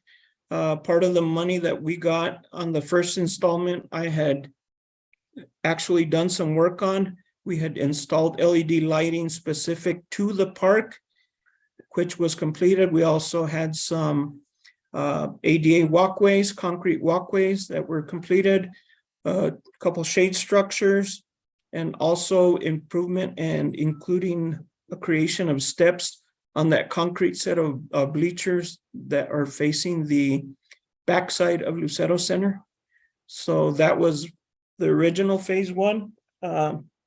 The second amount of money that we got was, most of that money was allocated and used for the property acquisition in the back of Anthony's at the Delta, borderlining Lucero Center. So that is our property. We also bought, I believe, 1 or 2 properties that had been damaged either through fire or were sold to us by the homeowners. Sure. And Understood. Go ahead. Yes, sir. I guess I'm just being a little selfish because I'd like to see some of this stuff go on at Ranchitos Park, advocating for District 4 on that side. But that's just me being a little selfish. I'm going to yield the floor to Acting City Manager, Ms. Baxter. Mr. Chairman, members of the committee, I do want to mention we're looking at some CDBG funding for Ranchitos Park, funding that had already been allocated, looking at the priorities. So we hope to be bringing information to the committee soon on improvements for Ranchitos as well. Perfect. Sounds good. Again, I'm just selfish. Councilor Manny Martinez. Thank you, sir. I do have a question on the HVAC for the Covento and the Mission, for the cooling. When will that portion of the roof continue, sir? The roof, Councilor Martinez, was completed last year in November. All of the roofs were completed and done. As far as the HVAC, I spoke to Mayor Vigil, and based on the weight of the unit that would be placed on the roof of the actual Mission, we decided to go with that unit that I had there that I placed during the fiestas, which is a portable swamp cooler unit, because that place is not used every day. And the cost of a HVAC unit compared to what I paid for that unit gave us extreme cost savings to where we could utilize that money to eliminate these swamp cooler systems over the lower office areas and galleries and place new HVAC systems in their place. That to me is more of an important need because those spaces are used on a daily basis. Okay, so does that mean that for the Mission itself, there won't be a cooling system except for the portable system that you have there now? That is correct, sir. Okay, thank you, sir. And I'll follow up, Councilor Martinez.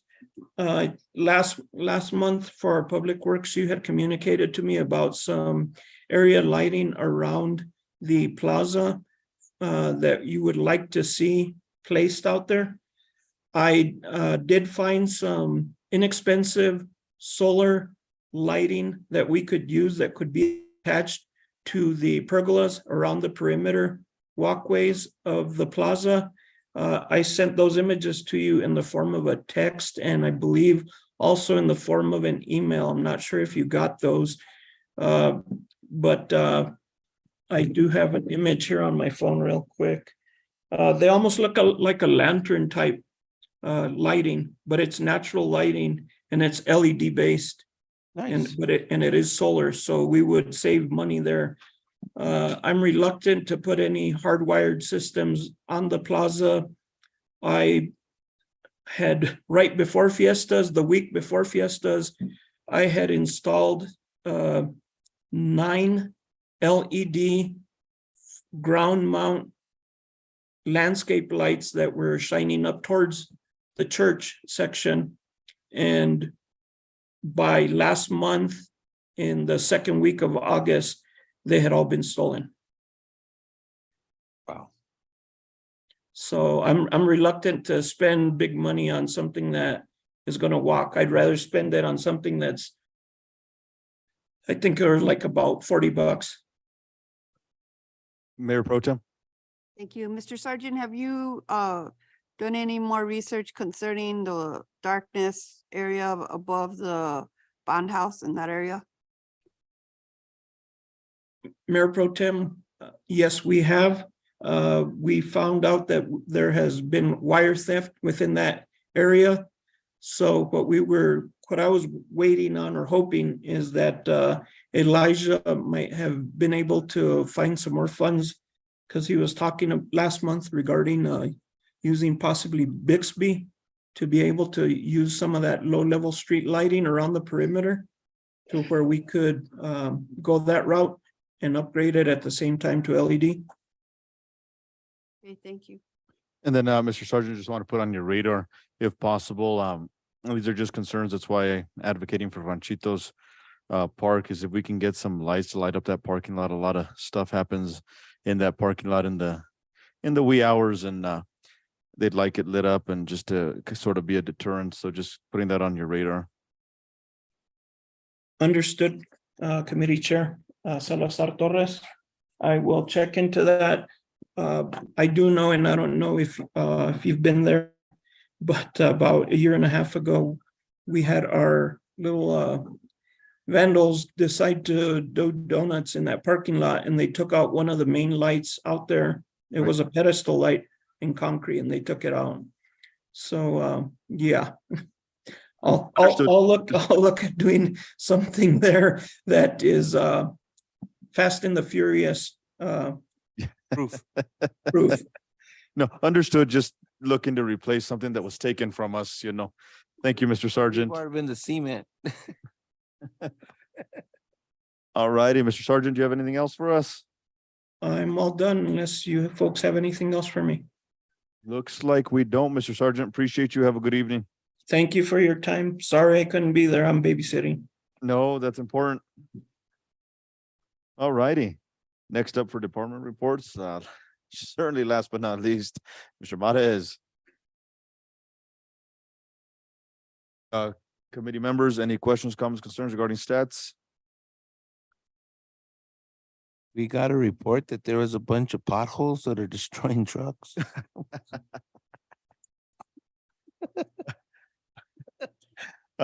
All righty, looks like nothing regarding stats. I'll veer that comment over here, Mr. Marquez. They're not your streets. But the floor is all yours, sir. Okay, first and foremost, I want to thank my staff. Without them, I can't get anything done. So they're the first one on there I would like to thank.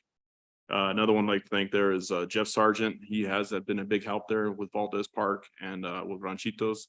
I know we're working to do that. We had some monies that were allocated originally. They weren't enough to do the initial project we wanted to do. So we're looking at different ways right now, what monies we can be able to use and how we can use those monies to actually get some type of improvements that are going and maybe phase out the original plans of that park. I know there's a lot to be done there, so there's a lot on that. Also, same thing with Valdez too. We're looking at ways that we can do some stuff in-house to be able to minimize the cost of that. It was pretty substantial to be able to move stuff around, build a new thing, and then the pump track was a real big cost on there. So Mr. Sargent's been a real help on that. Same thing with acting city manager Sally Baxter. She's been a really big help with that. So I just want to start off with that right there. The other thing I want to do is address some of the things that were brought up. Zuni lane striping, that's something that's possible there. I'll get a price on that and see if we have it within the budget to take care of that. Speed humps there. I've had some calls from some of the constituents there. I have some that they already have me on speed dial and they know me. And that's fine because they're very helpful there and they've actually been really good to us. And when people are out there working, they're very kind to them and we'll bring them a Gatorade or something like that. So there are really good people there. But the process we've done in the past is getting at least 50% or more than 50% to be able to bring here to this committee here to be able to add additional speed humps on any road. And then the number of them on there. And then of course, having to have an open meeting like this to be able to have everybody to have a say so in there before we take it to full council.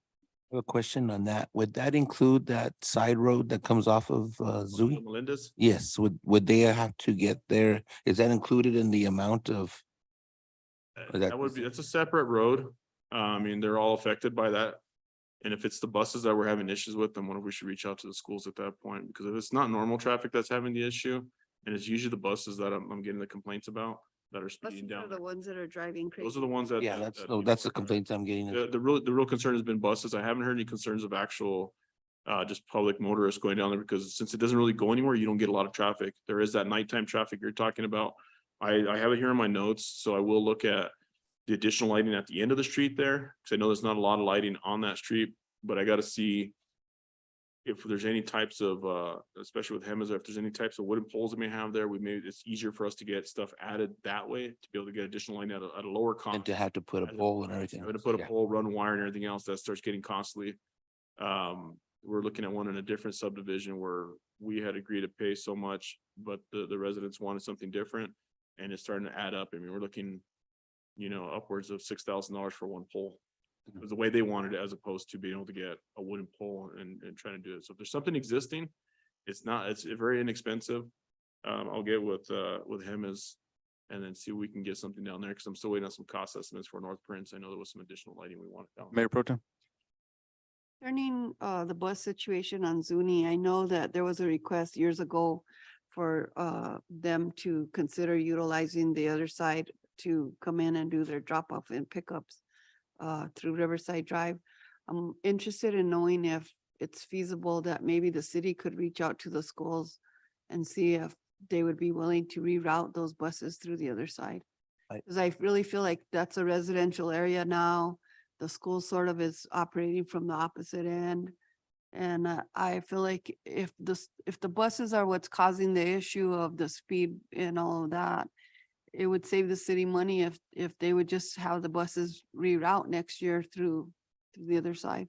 I mean, that's totally up to the schools, but I saw the issue with the reason why they separated that was because they had the additional of the families driving down it for pickup and drop off. So they eliminated all that traffic by taking it down the Calle Hacienda. So that took down a lot of the traffic there because that was another issue that was there. People coming in and out of there, the just everything on South McCurdy on that intersection. The buses themselves, I'm not sure they'd be willing to do that because you have no intersection lights on Riverside at that point there. So you're talking about putting kids on buses and you want to talk about backup in the morning, that may just make it that much worse there. I don't know if they're willing to do it. We can speak to them about it. If they would just slow down, it'd be a good thing. But like I said, I could reach out and see if there's somebody that I can contact to keep going with that. And maybe just reaching out to the district. I can reach Maybe out do to something the to draw their attention. transportation director. I can reach out to him. Okay. I know him. I'll talk to him. Fairview, okay, that's my own notes for there. As far as the bouncing trash trucks, those are on private roads that are happening there. I know we hadn't really taken care of those roads. We may have done it at one point in time, but that came under the anti-donation laws that we were working with. I'm gonna play a devil's advocate here, but would you say it's a possibility that it could be the driver that's doing this and not the roads? Yeah. Drivers that are down there. Yeah. Possibly. But that had to come up on there. I know that's something that's been brought up in the past and it's been on there because that's also, it's not just those roads. If those roads are done there, if we do those, you're opening up to do every road in the city. Anything within city limits, then it's gonna become fair game at that point. That's up to the council and it's at your will, convenience, whatever. Whatever you guys want to do, that's fine. We'll take care of them. But that's gonna be up on y'all. That's why y'all get, are up here in the hot seats there. I feel like I'm having PTSD because, the last 6 years I've advocated for a road. We just get it. We can't do it because you set precedents and. And then accepting of roads now, we have it in our ordinances now that we can't just accept the road in a dirt capacity in that way now. That has to be done, engineered, drainage, everything has to be there before we accept them because we were accepting a lot of roads like that. And then they're asking the city to come and improve those roads. I mean, we're looking at some of these roads, simple as Miramonte is a, $2.5 to $2.7 million for a half mile, if even that, of roadway. I think Well, Pacheco we start Lane is accepting kind that, of, the roadway's gonna get I expensive. think Pacheco Lane's a good example of that. Well, of that's what the other happened thing there. too. I mean, we've been fighting with that one, or not fighting the people, but just needing oh my God, I won't think on that one, but just basically needing more land, needing, a lot of stuff, different stuff going on there in order to get it done correctly. And that's a lot of things about accepting those types of roads that you start looking into that problem there. It's even with North McCurdy. If we do a proper road on there, we change it from rural road to anything, let's say like Fairview or anything like that. We're looking at the drainage and everything there and having to acquire a lot of land in that area in order to be able to accomplish that. Right. So there are those issues. I mean, like I said, you have a hard time right now maintaining the stuff we have with the budget we have. And improving on that stuff is we can maintain what we have. So the potholes and stuff like that, yes, there maybe some that occasionally come up on some of our roads there, but a lot of it are in private. Bless you. That's you. That's That's Bless you. but a lot of that is on either some of the state side there, which they're working on trying to either get those improved and stuff too, which they run into their own issues. So Just like good I old. just want to make sure I Godfrey thing. address that the bouncing trucks. I do feel for John. I do feel for his people and the people that live down there. But we just got to decide at that point. And they said that's Right. the governing body at that point, how far we want to take that and what we're willing to do. We're willing to do the work. We're not shy of doing anything like that. I'll get out there myself and I'll run the grader. I'll drive truck. I'll even get a shovel if I have to. I don't care. I mean, we're willing to do this kind of stuff. It's just a matter of how far the governing body wants to take this. And then, so that's up to them on that. Of course, my things up here, a lot of that's basic stuff there, and it does include now, since I am over field operations, I do have parks in there and I do have fleet maintenance in there. Parks did really well. They helped with Spirit Days there, making sure the trash things were out, make sure they had everything they needed. Make sure that the park was prepped properly the day before, so it wasn't flooded, so it wasn't, everything was there. Jeff Sargent, once again, and his staff helped out by setting up the stage and helped that event there, and even community services, getting some of the other stuff coordinated for Spirit Days to go really well. Fleet maintenance is working really well right now. We're still looking at improving that. We need to see about either diesel mechanic, if we house them there, where we house them, what we do like that. So we're still working on details on that because it is a lot of large equipment. The main shop cannot handle the larger equipment in there. We have a slab in the back essentially, but we don't really have an enclosed area. We just don't have it there. We were looking at doing something like that, but other priorities came up. Rather than looking for a new fleet maintenance area or even just a public works building that could possibly go there to house a lot of stuff there. So there's different priorities that came up on that. Everything else is pretty much basic maintenance on there. We have nothing super special going on, at least that's presented here. We are looking at improving La Jolla Street. I know we had some issues there from the ditch on towards East Pueblo, and there was some boring that happened there.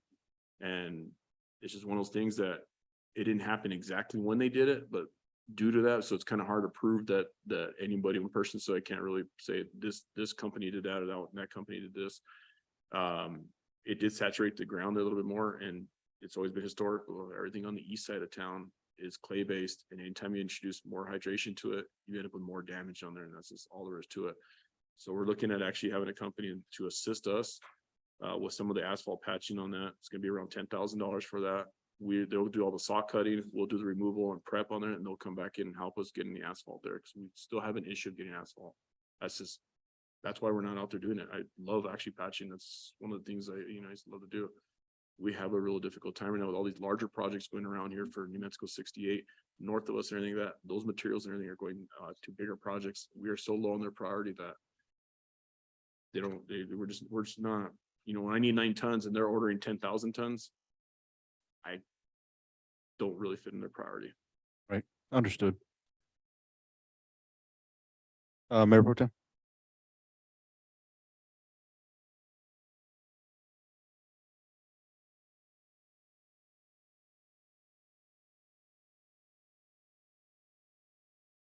No, the contractors for La Jolla itself, there's some areas there that are pretty bad.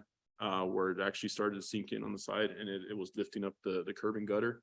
So for now, we're gonna take care of the asphalt part of it, and then we have a separate contractor to help us with the smaller section of the curb and gutter later on, because I don't want to do both of them at the same time.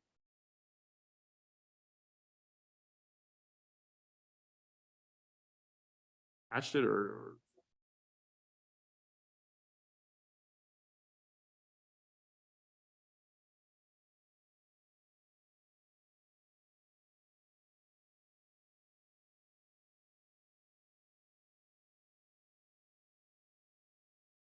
on East Pueblo? It's just worn out there. I mean, it's just part of the thing that it was never. The only thing they did on East Pueblo, and this was years back, was that section of that you're talking about there was to the end was a sidewalk and the curb and gutter there was done. It was a small patch if it was done there. I mean, they were done. We went in and we patched it, but that's something that needs the subgrade's bad on there. So patching is only gonna last so long on there.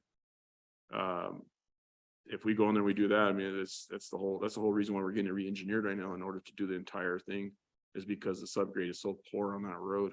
And that's why it doesn't last. I mean, we go in there, we fill the potholes. I mean, we fill them, we go back there, we address all those weekly. It's not something that's skipped out on a week, so it's addressed. But La Jolla did have a bigger section though. It's I can't remember the exact square footage. It was like 1,800 square feet of asphalt that needs to be replaced there. All righty, it looks like nothing else, sir. Do you have anything else for us? I think that's pretty much it right now. We are working on other stuff. We've been out there doing the crosswalk striping and a few other things. We're getting ready to do, I've been working with some of the newer employees there and teaching them how to do, you know, striping of the bigger crosswalks. Next, we're gonna start working on parking lots, which will include City Hall, PD, and then the judge had requested some of the spaces there at his area to be done. And it's just something teaching them to be able to handle those types of things, and it'll include the plaza eventually again. It's not too bad a shape there, but just to make sure we keep up on some of that stuff there and just kind of maintain what we do have and, you know, keep everything looking professional the way it should be. So, I mean, other than that, it's just weed mitigation right now.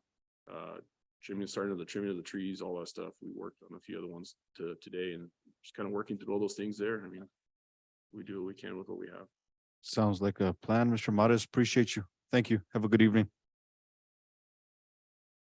All righty, we have next under department reports, Public Works Department, presented by Acting City Manager, Ms. Baxter.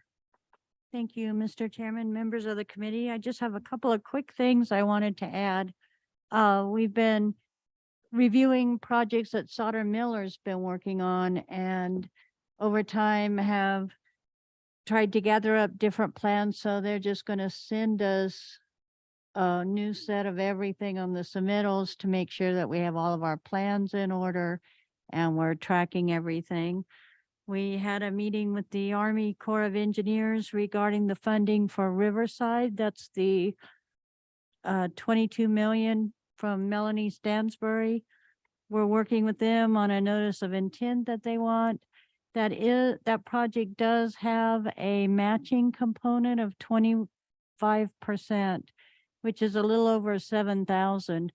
They're looking at drafting a memorandum of understanding, and if they're able to do that, we'll bring it before the full council for approval. Once that's in place, it would allow us to use as an in-kind contribution money that we're spending now on design work, and it would also include some of the legal fees potentially for the Santa Clara easement matter. So we're hopeful to recover that as our in-kind contribution.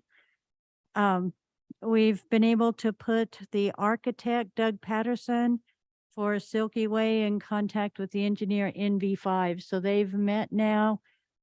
The architect has provided the information the engineers need to complete the preliminary design, and they hope to have a revision tomorrow available for review. On September 21st, EPA and New Mexico Environment Department have set up meetings regarding the Superfund plume. They will be at City Hall at 1 p.m. to meet with any of the elected officials who would like to have an overview of what's happening. And then at 5 p.m., they'll have a meeting for the public at the senior center. And our city clerk will publish a notice of potential quorum. And we'll make sure we've sent out the invitation. We'll just send a reminder a couple of days before. On September the 21st.